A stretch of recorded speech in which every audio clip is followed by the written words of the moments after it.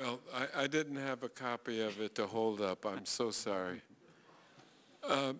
Attorney Vincent Bugliosi. Yes, sir. To summarize what I believe Mr. Presser said, he apparently feels that President Clinton having consensual sexual relations outside of marriage and lying about it is worse than the Bush administration taking this nation to war on a terrible lie, a war that has caused incalculable death, horror, and suffering. And I would ask Mr. Presser, what previously recognized form of logic would allow such a conclusion? I'd like to give you words from Mr. Bush's own mouth that I think are relevant to this proceeding.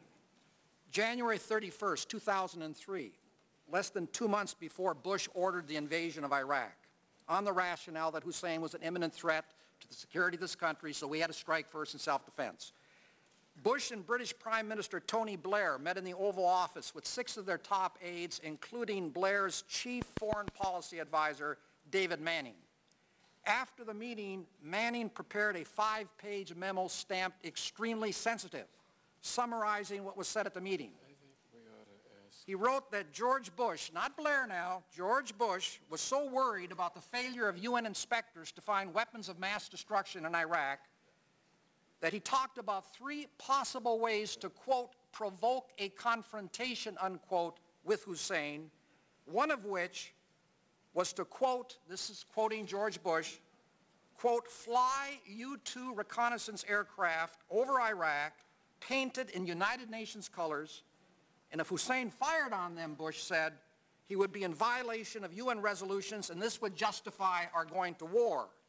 So Bush is telling the American people, telling the world, that Hussein is an imminent threat to the security of this country, but behind closed doors, George Bush was talking about how to provoke Hussein into a war.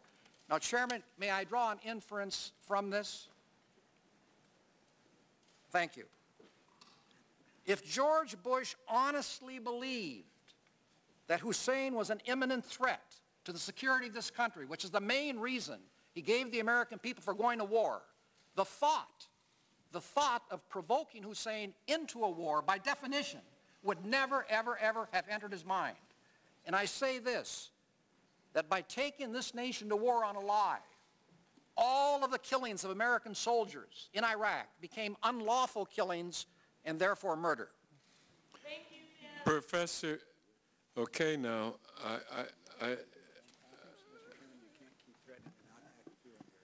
well, yeah, there are members urging me to take more action than merely reminding our audience. Professor Rabkin, okay.